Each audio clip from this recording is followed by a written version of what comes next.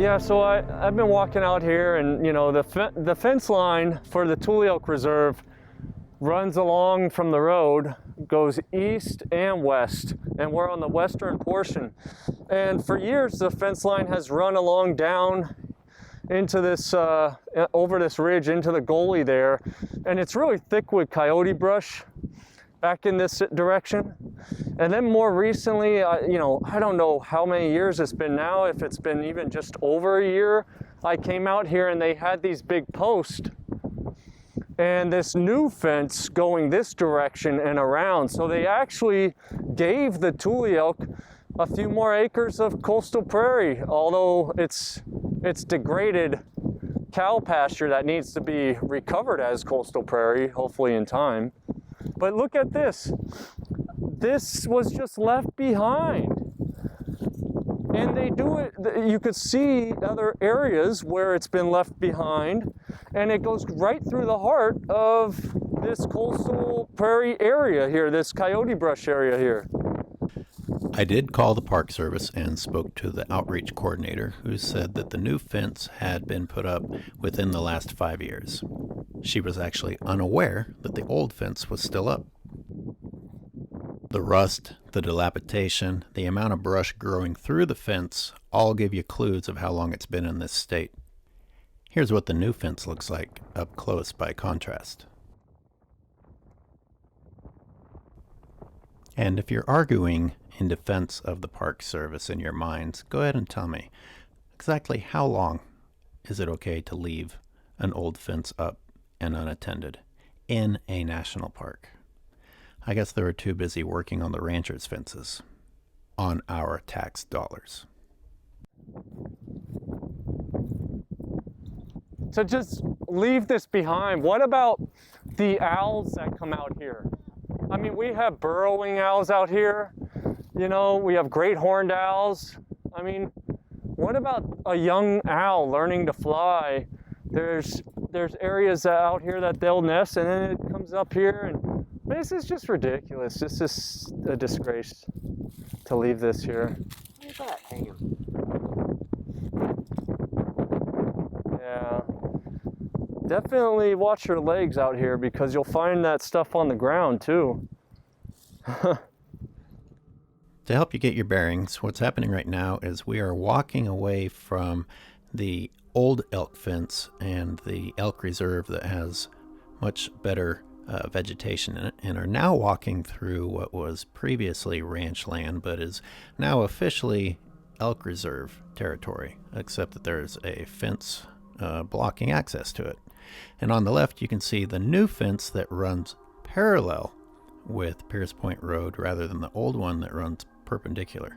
What the park is now saying, I think they said on the map there's 5 seeps down here, which that's pretty surprising. I've actually found 3 dead elk over here.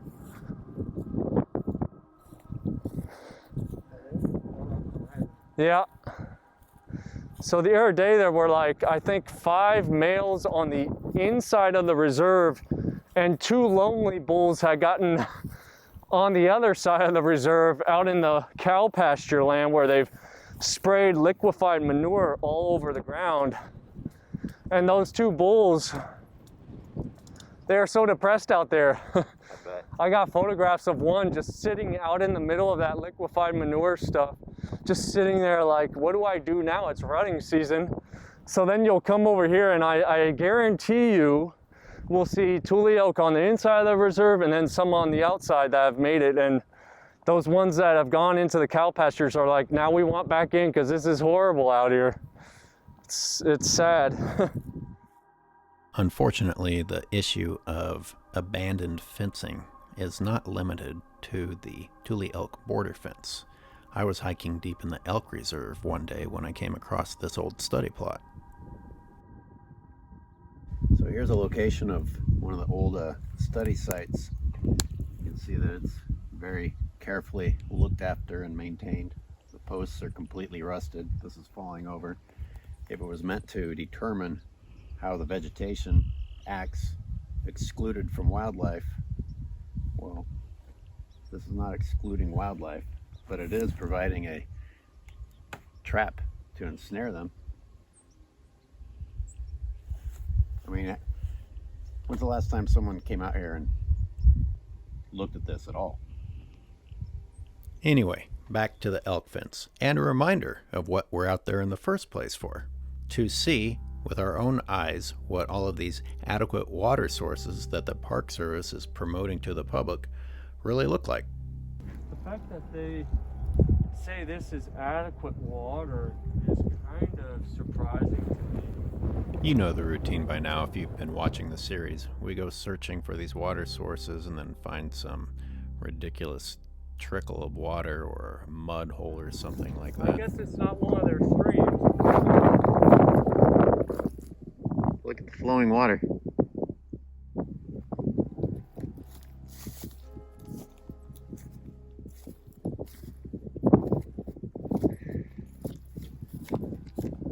Plenty of moisture. Unfortunately, what also comes along as we search for these water sources is the discovery of a strange number of recently deceased elk. Matt, why are we finding them next to these seats? A good question. You know, they're coming here for dwindling water supplies, maybe. Some more lush green forage, perhaps. And then they don't get enough, maybe. I don't know. I mean, this is what we need the Park Service to study and really spend time out here and doing the field work. Now, this one, to me, if I had to guess, this one's definitely more recent than the other one. Yeah.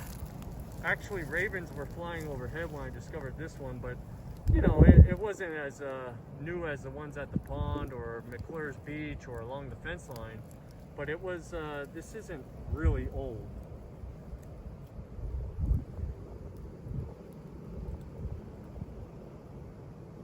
Pretty impressive antlers, though.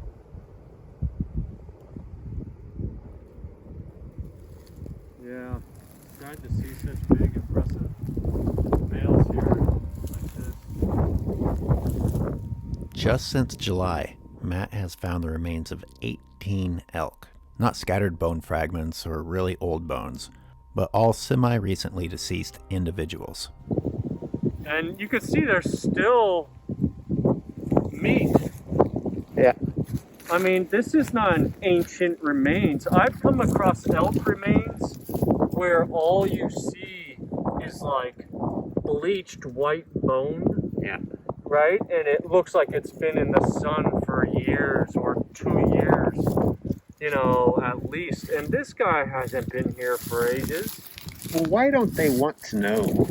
Exactly. That, you know, I'm not getting paid to work for the Park Service to determine what is going on with the elk. I'm out here photographing and filming them, and I'm worried, I'm concerned about these animals. They're a native animal. They used to number 500,000.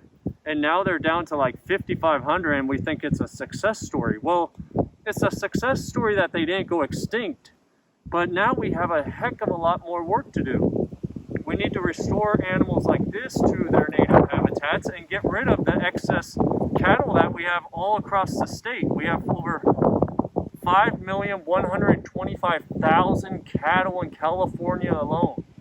And we have over 94,400,000 in the United States. We have a massive animal agriculture problem, and that's just cattle.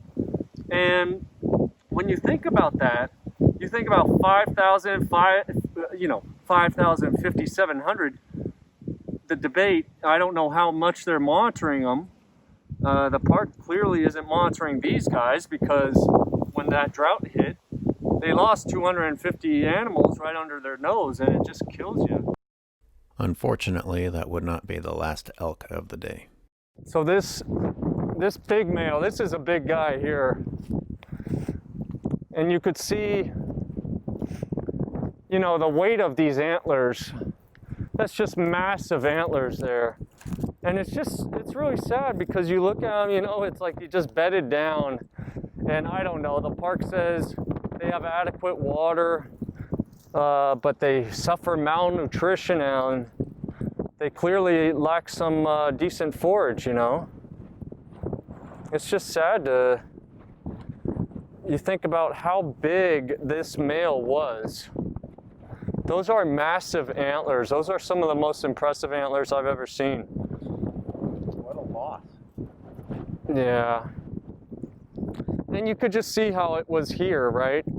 Like its body resting, and then its head from the weight of the antlers, you know, if it was malnourished and not getting enough of the proper forage and water it needed, it's like it just decided, you know, this is as good as a place as I'm going to find, and I'm done here. It's just sad, you know. I mean, look at those antlers.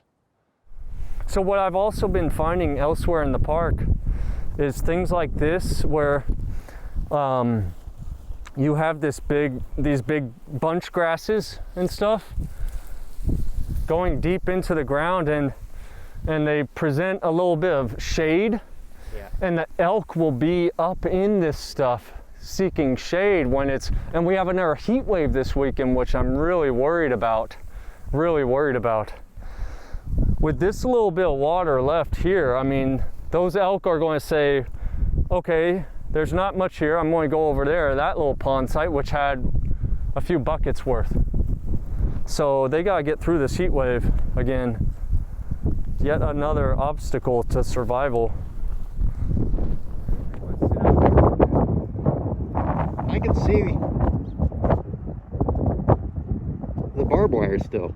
See, I look at that and I'm confused. I'm like, is that the end of the elk reserve? Or are we in the elk reserve and there's another fence inside the elk reserve? Yeah, it is confusing because that's the old fence, and then they built the new one, and now they left the old one, which it's just crazy. See, now this is the type of stuff that I would get caught in, because I think this is barbed wire. I can already tell from here that some of it is hidden and some of it isn't. Well, and we saw elk run up through here. Even though I could see the elk fence in the distance, I was also seeing another kind of fence as we approached. And again I ask, how many years is reasonable to expect a National Park Service to remove wildlife hazards from a reserve? See, this is another sneaky spot. It dips down, it's partially covered in plants, but bad guy there.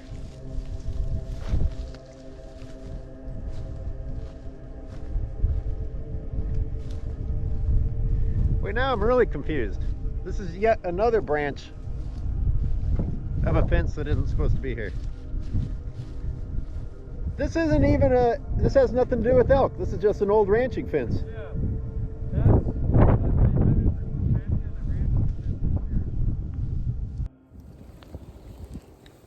I'm sure some people are tempted to have a calloused approach to this and be like, well, you know, the dumb animal shouldn't get caught in the fence then. It should look where it's going. Why should a wild animal that is used to traveling through thick brush and is able to navigate through it suddenly have to worry about something unnatural that doesn't give way the way coyote brush would and will snag it and never let go? You look at the photos of the bulls that died with barbed wire wrapped around their heads, and you know during the rutting season that they like to tear up the ground, but they tear up things that in nature give way. You know, the plant doesn't defeat the elk when the bull wants to tear up the ground, but the barbed wire does defeat the elk. That's not the way it should be. That's a magnificent animal brought down because of barbed wire being left behind. Hear me out on this. How would we ever know with a carcass like that over there that that elk didn't in fact injure itself, break its foot, snag intestine, but made it to the seep where it eventually gave way to its wounds? Yeah, that's... But how would we ever know, because the Park Service obviously doesn't bother to investigate it, that it's too eroded to have the sign for it. But even worse than that, why should that even be a possibility? We're in a national park in the reserve, and we still have to consider that an elk may have died from a negative encounter with a fence that shouldn't even exist. Yeah, I don't know how to answer that. There isn't an answer. Yeah.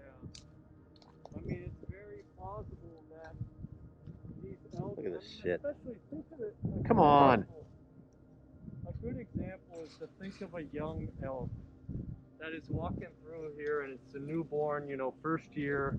They're wandering. I've seen baby elk playing with each other, you know, and a parent nearby just hanging out. And those elk are running around and in a little safe location here inside the reserve. And then they're like running around through old barbed wire that was left behind, old woven wire that was left behind that could freaking take an eyeball out or a leg out. It's completely dishonorable to leave this here. It doesn't have to be here. If you want, you know, do the honorable thing, come in here, take this stuff out, because it impacts other wildlife too. Deer can't get through this. You know, they could try hopping over it, like I've seen elk try to hop over stuff, and guess what? When they hop over this, that's a problem. Oh yeah. Imagine trying to go through the middle of this. Yeah. And then you get your hoof down between that. Yeah, The upper half of your body's caught on on that. that. That's why I like this is the mice, so they could get away from the foxes and the owls and the hawks. But this is crazy. As dramatic as that may sound to people, wildlife photographers have seen fawns run into fences while trying to escape from predators. They have seen elk break their legs trying to jump over fences.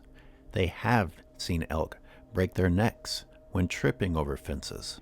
They have seen elk walk away from these sort of negative encounters, but with serious wounds, which tip the scales for survival in the wild. No elk or deer are getting through this though. But that's where the smaller animals go. And there's some really, along the new fence line, you could see where. That's an injury. Yeah, I was gonna say maybe we could bend that up. Park Service gonna be mad at me. Am I interfering with natural? Historical resources. Well, the natural process. Since they think a fence is natural, I'm messing with. I don't know, Skylar. I'm supposed to allow these animals to get impaled. Skylar, that might be historical and cultural resources. Right. We need about 30,000 miles of barbed wire to get it through our heads how important it was too. God damn, look at this. It's freaking everywhere. I'm really confused what they're doing here. This is terrible. I had This thought is just they hanging. I had thought they cut some of this to allow the elk through. It almost appears like they didn't want the elk to come here, but they built a new fence anyway. And any elk that get here, they're lucky and they could stay, but they can't find their way out. Like a Because public. this doesn't end. You know, except when you get back to that gate where we crossed over. I really sincerely thought there was like a gap that they created for these elk. That's crazy what they're doing. Look at this. Holy macro, this is elk trying to get through here. I guarantee you this is elk. Oh, I don't want it. Be careful. Tell me something. What's the proper thing to do here? You know, am I a good steward if I remove this? Or am I breaking some sort of rule?